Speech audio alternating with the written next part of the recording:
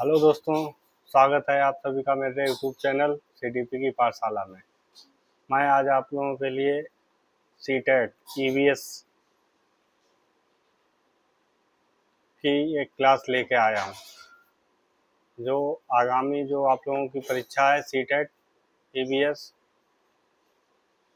उसके लिए बहुत ही उपयोगी होगी। इसकी परीक्षा है सितंबर माह में। नेक्स्ट, जो आप लोगों इसमें कुछ इसमें बहुत ही महत्वपूर्ण जो टॉपिक हैं, जैसे नंबर 1 है सुनीता विलियम का। जो एनसीईआरटी आपकी बुक है उसमें बहुत ज़्यादा इम्पॉर्टेंट है। और ईवीएस की जो परीक्षा होगी उसमें इससे बहुत ज़्यादा ही क्वेश्चन पूछे जाते हैं।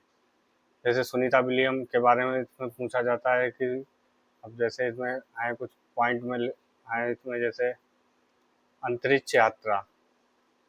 सुनीता विलियम के बारे में बताया गया है कि भारतीय मूल की अमेरिकी अंतरिक्ष यात्री हैं। इन्होंने अंतरिक्ष में 6 महीने से अधिक, लगभग 368 से अधिक दिन बिताए हैं। 6 महीने से अधिक। एक और पॉइंट है, सुनीता विलियम जो हैं मूल रूप से भारत की निवासी है, मगर वो अमेरिकी अंतरिक्ष यात्री हैं, क्योंकि वो वहाँ पर रहती हैं। एक पॉइंट है शून्य गुरुत्वाकर्षण। जैसे अंतरिक्ष के बारे में इसमें बताया गया है कि अंतरिक्ष यान में पानी एक जगह नहीं टिकता, बल्कि बुलबुले बनकर तैरता रहता है। हाथ मुंह धोने के लिए बुलबुलों को पकड़कर कपड़ा गीला करना पड़ता है, क्यों अंतरिक्ष में चारों तरफ जैसे पानी है वो चारों तरफ घूमता ही रहता है। जो जो आप लोग पानी लेके, मतलब जो अंतरिक्ष यात्री पानी लेके ऊपर जाते हैं स्पेस में। और उनके दैनिक जीवन के बारे में बताया गया, अंतरिक्ष के यात्री जो होते हैं उनके दैनिक जीवन के बारे में बताया गया है कि अंतरिक्ष में बाल हमेशा खड़े रहते हैं। एक जगह टिककर काम करने के लिए खुद को बेल्ट से बांधना पड़ता है या कागज की दीवार से चिपकना पड़ता है, क्योंकि वो एक जगह स्थिर वस्तुएं वहाँ पे नहीं रह सकती, क्योंकि वो चारों तरफ घूमती ही रहती हैं। इसके बारे में एक और पॉइंट है कि पृथ्वी का दृश्य अंतरिक्ष से किस प्रकार का दिखता है या कैसी दिखती है। इसके बारे में बताया है कि अंतरिक्ष से देखने पर पृथ्वी नीली और गोल दिखाई देती है। देशों की सीमाएं नक्शे पर होती हैं, पर अंतरिक्ष से या पृथ्वी पर सीमाएं नहीं दिखती हैं। सीटेट में इसमें जैसे सीटेट विशेष एक इसमें पॉइंट होता है कि ग्लोब पर भारत के सापेक्ष अर्जेंटीना अर्जेंटीना एक देश है, उसके लोग उल्टे प्रतीत होते हैं ग्लोब पर। क्योंकि एक जैसे आप लोग अगर ग्लोब है, आप लोग देखते ही होंगे कि अगर इंडिया यहाँ पे है तो अर्जेंटीना के लोग यहाँ पे नीचे, तो आप लोग को उल्टे दिखते हैं।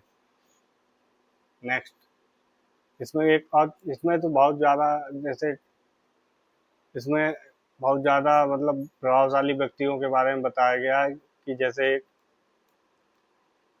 गर्ल स्टार कौन, चमकते सितारे गर्ल्स के बारे में बताया गया कि अनीता कुशवाहा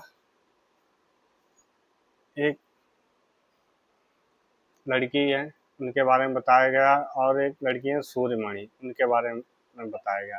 अनीता कुशवाहा के बारे में बताया गया है कि कहाँ की रहने वाली हैं, या बिहार के मुजफ्फरपुर जिले का बोचहा गांव की रहने वाली हैं। उनका क्या कार्य क्या है, इन्होंने मधुमक्खी पालन की शुरुआत इन्होंने बिहार में की।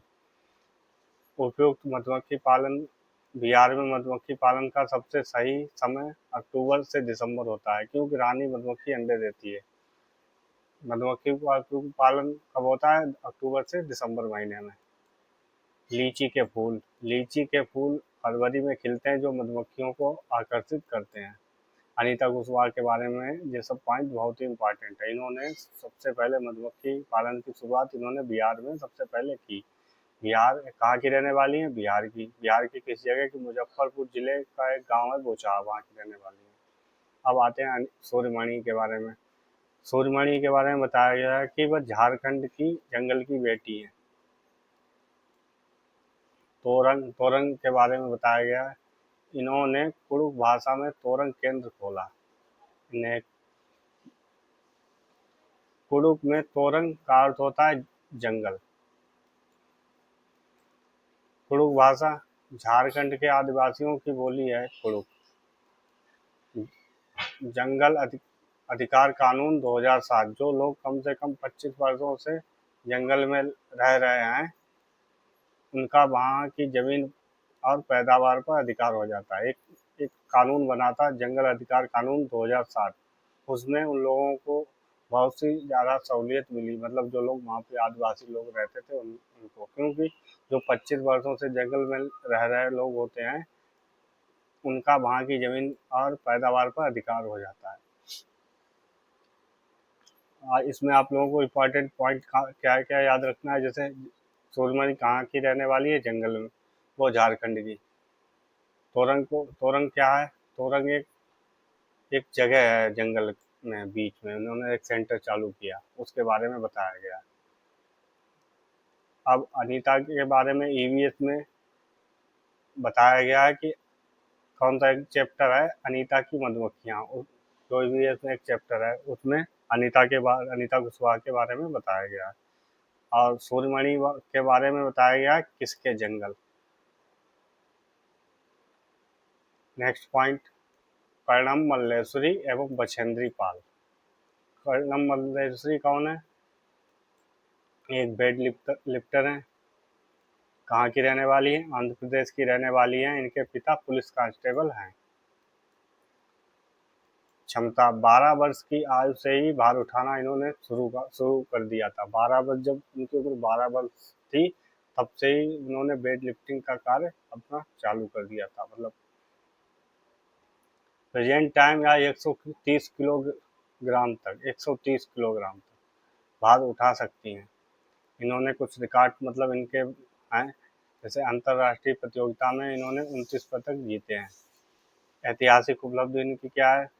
सिडनी ओलंपिक 2000 में, सन 2000 में कांस्य पदक जीतने वाली पहली भारतीय महिला। इन्होंने कांस्य पदक जीता। कहाँ जीता? सिडनी। अब बछेंद्री पाल के बारे में बताया गया। बछेंद्री पाल कौन है? ये माउंट एवरेस्ट पर चढ़ने वाली पहली भारतीय महिला है। कहाँ की रहने वाली है? उत्तराखंड के उत्तरकाशी जिले के नागपुरी गांव की निवासी हैं। इनके बारे में रिकॉर्ड है, माउंट एवरेस्ट पर चढ़ने वाली भारत की पहली तथा विश्व की 5वीं महिला है। विश्व की 5वीं महिला है। 23 मई 1984 को दोपहर 1:07 पर इन्होंने माउंट एवरेस्ट सागरमाथा पर कदम रखा। माउंट एवरेस्ट की ऊंचाई इसमें बताई गई है 8900 मीटर, 8848 मीटर। चोटी पर समय इन्होंने वहाँ पे कुछ टाइम मतलब व्यतीत किया, जैसे 43 मिनट इसमें बताया गया है। माउंट एवरेस्ट की चोटी पर 43 मिनट तक इन्होंने वहाँ पे समय बिताया। अल्बरूनी और ग्रेगर मेंडल के बारे में बताया गया। अल्बरूनी कौन है? मूल रूप से कहाँ का निवासी है? 1000 वर्ष से पहले उज्बेकिस्तान से भारत आया था। इनकी एक प्रसिद्ध पुस्तक हुई है, उसके बारे में यहाँ पे बताया गया। भारत के इतिहास पर किताबुल हिंद इन्होंने लिखी। जल प्रबंधन की प्रशंसा के बारे में इन्होंने अपनी पुस्तक में लिखा है कि जैसे भारत के लोगों द्वारा तालाब एवं बावड़ी बनाने की तकनीक की बहुत प्रशंसा की गई है। बावड़ी क्या है? सीढ़ीदार तालाब जहाँ पर पानी तक पहुँचने के लिए सीढ़ियाँ बनी होती थी। ये पानी एकत्रित, जहाँ पे पानी की दिक्कत होती है वहाँ पे पहले बावड़ी या तालाब का निर्माण किया जाता था, जो पक्के होते थे, पक्के बने हुए होते थे। अलबरूनी के बारे में इसी एनसीईआरटी बुक में बूंद बूंद दरिया दरिया करके एक चैप्टर है, उसमें बताया गया है। ग्रेगर मेंडल ये कौन है? इनके बारे में बताया गया। एक वैज्ञानिक हुए हैं। 1822 में ऑस्ट्रेलिया के गरीब किसान परिवार में इनका जन्म हुआ, ग्रेगर मेंडल का। ये कहाँ के रहने वाले हुए? ऑस्ट्रेलिया के। इन्होंने एक प्रयोग किया मटर के दाने पर। 7 वर्षों तक मठ के बगीचों में 28,000 मटर के पौधों पर प्रयोग किया। इन्हें ही आनुवंशिकी का जनक बोला जाता है, फादर ऑफ जेनेटिक्स। निष्कर्ष क्या निकलता है? मटर के गुण जोड़ियों में आते हैं। इन्होंने अपने प्रयोग से अध्ययन किया कि मटर के जो गुण होते हैं वो जोड़ियों में आते हैं, जैसे बीजों का चिकना या खुरदुरा होना या पीला या हरा होना। इन्होंने अपने खोज के द्वारा प्रमाणित किया। ब्रेन लिप, जो विशेष आवश्यकता वाले बच्चों हेतु शिक्षा प्रणाली अपनाई जाती है। विशेष आवश्यकता वाले जैसे बच्चे, ब्रेन लिप में जैसे जो दृष्टि बाधित बच्चे होते हैं उनके बारे में बताया गया। आविष्कार इसका लुइस ब्रेनले, मतलब ब्रेन लिप की खोज की थी, जो कहाँ के रहने वाले थे? फ्रांस के रहने वाले थे। प्रारंभिक घटना, उनके जीवन काल में कोई एक घटना घटित हुई उसके बारे में बताया गया है कि 3 वर्ष की आयु में अपने पिता के औजारों से खेलते समय उनकी आंखों की रोशनी चली गई थी। लुइस ब्रेन के जो बारे में बताया गया, लुइस ब्रेन के बारे में। जैसे ब्रेन लिप में बताया गया बिंदुओं की संख्या। ब्रेन लिप 6 उभरे हुए बिंदुओं पर आधारित होती है।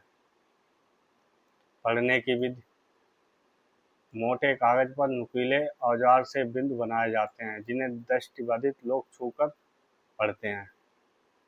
आधुनिक स्वरूप इसका बताया गया कि आजकल ब्रेन लिप कंप्यूटर के माध्यम से भी लिखी जाती है।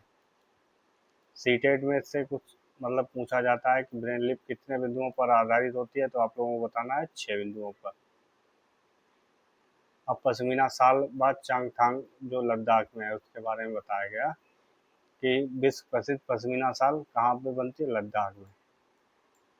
जैसे गर्मी की क्षमता, जैसे पश्मीना शाल की एक विशेषता है, इसमें बताया गया है कि एक पश्मीना शाल 6 साधारण स्वेटरों के बराबर गर्म होती है। जो पश्मीना शाल होती है वो 6 साधारण स्वेटर होते हैं, उनके बराबर एक पश्मीना शाल होती है। बालों की सूक्ष्मता के बारे में, मतलब जिन बकरी के बालों से बनाई जाती है उसके बारे में आपको बताया गया कि बकरी का बाल इतना पतला होता है कि मनुष्य के एक बाल की मोटाई में बकरी के 6 बाल आ सकते हैं। बुनाई का समय, इसमें बहुत ज़्यादा समय लगता है, जैसे क्योंकि यह मशीन से बुनी नहीं जाती है। मशीन से बुनाई संभव नहीं है। एक प्लेन शाल बनाने में 250 घंटे समय लगता है। तापमान, जो बकरियों के बारे में बताया गया कि बकरियां -40 डिग्री तक के कम तापमान में रहती हैं। अब चांगथांग व चांगपा जनजाति के बारे में बताया गया। चांगथांग लद्दाख में 5000 मीटर की ऊंचाई पर स्थित ठंडा व सुनसान रेगिस्तान है। चांगथांग क्या है? रेगिस्तान। उसके बारे में बताया गया। चांगपा वहाँ की घुमंतू जनजाति है। इनकी संख्या केवल लगभग 5000, जो भेड़ बकरियां पालते हैं। उसके बारे में बताया गया। रेबू क्या है? चांगपा के याक के बालों से बने त्रिकोणीय तंबू को रेबू कहते हैं। लेखा, लेखा क्या होता है? भेड़ बकरियों को रखने के लिए पत्थरों से की दीवार जो बनी होती है उसे ही लेखा बोला जाता है। अब कुछ प्रमुख राज्य व उनके नृत्य हैं, उनके बारे में बताया गया। मैं आज आप लोगों के लिए एक क्लास लेके आऊँगा जो स्टेट, जो अपने मतलब भारत के जितने राज्य हैं उसमें कौन सा किसका भोजन, मतलब किस राज्य का प्रिय है, या वहाँ के मतलब नृत्य क्या है, वो सब एक आगे आने वाली क्लास होगी आपकी, उसमें सारा कुछ कंटेंट उपलब्ध आप लोगों को मिलेगा। जैसे यहाँ पे कुछ इम्पॉर्टेंट हैं राज्य, उनके जो नृत्य पूछे जाते हैं वो यहाँ पे बताए गए हैं। जैसे मिजोरम, मिजोरम का नृत्य है चिराव नृत्य। मिजोरम का नृत्य बोला जाएगा चिराव नृत्य। ये क्यों विशेषता उसके बारे में बताया गया है कि बांस की जमीन पर रखकर जोड़े में ढोल की ताल पर नाचते हैं। फसल पकने पर मनाया जाता है। असम, असम का बताया गया बिहू, या चावल की फसल काटने पर अब तब बांस का अस्थायी घर, भेला घर जैसे मेजी लगाया जाता है। राजस्थान, राजस्थान का भी नृत्य इसमें बताया गया कि कलवेरिया एवं घूमर। कलवेरिया नृत्य सपेरों की जनजाति द्वारा किया जाता है। इनके पहनावे में सांप की गति होती है। गुजरात, गुजरात का होगा गरबा और डांडिया। उल्लास का पर्व व नवरात्रों और त्योहारों पर किया जाने वाला प्रसिद्ध लोक नृत्य है। केरल के नृत्य के बारे में बताया कथकली व मोहिनीअट्टम। केरल के मसालों का बगीचा भी कहते हैं। बल्लम क्या होता है? यहाँ की लकड़ी की नाव यहाँ की प्रसिद्ध होती है बल्लम। अब आगे एक इसमें पॉइंट है, जैसे झूम की खेती के बारे में बताया गया है। झूम की खेती कैसे होती है उसके बारे में बताया गया है। जैसे झूम की खेती, फसल कटने के बाद जमीन को कुछ वर्षों तक खाली छोड़ देते हैं। यह पूर्वोत्तर भारत में बहुत ज़्यादा मतलब वहाँ पे मतलब झूम की खेती की जाती है। वहाँ पर उगने वाले बांस व खरपतवार को उखाड़ते नहीं बल्कि काट कर जला देते हैं उसी भूमि पर। कर्तन और दहन इसे ही बोला जाता है झूम की खेती को। जो प्राकृतिक खाद व जुताई, जैसे जले गए बांस व घास की राख जमीन के लिए खाद का काम करती है। खेत को गहरा जोता नहीं जाता, केवल हल्का कुरेदा जाता है। जो सीटेट में पूछा जाएगा कि मतलब इसमें पॉइंट जो पूछे जाएंगे आप लोगों को पॉइंट याद रखने हैं। मिजोरम में जैसे कौन सी खेती, जैसे लॉटरी के माध्यम से खेती की जाती है। मिजोरम में खेती किसी एक व्यक्ति की नहीं बल्कि पूरे गांव की साझा होती है। लॉटरी के द्वारा तय की जाती है कि किस परिवार को कितनी टिन जमीन मिलेगी। तो टिन का मतलब भी आप लोगों को जैसे इसमें बताया है कि टिन जमीन का अर्थ है एक टिन बीज जितने खेत में बोए जाते हैं उसे एक टिन जमीन कहते हैं। एनसीईआरटी में आप लोगों का चैप्टर है किसकी झलक किसके जंगल, इसमें झूम की खेती के बारे में बताया गया। अब कुछ महत्वपूर्ण जैसे डेटें हैं जो सीटेट में लगातार पूछी जाती हैं। जैसे आप लोगों को याद रखना है कि 22 मार्च को क्या पृथ्वी 22 मार्च को क्या मतलब मनाया जाता है, तो आप लोगों को बताना होगा विश्व जल दिवस 22 मार्च को मनाया जाता है। जल संरक्षण व जल संकट जागरूकता हेतु मनाया जाता है।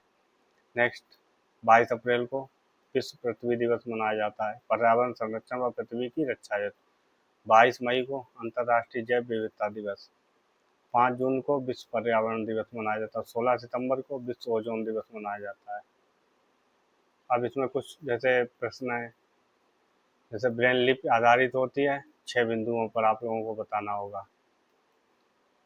चिराव नृत्य कहाँ का है, तो आप लोगों को बताना होगा मिजोरम का।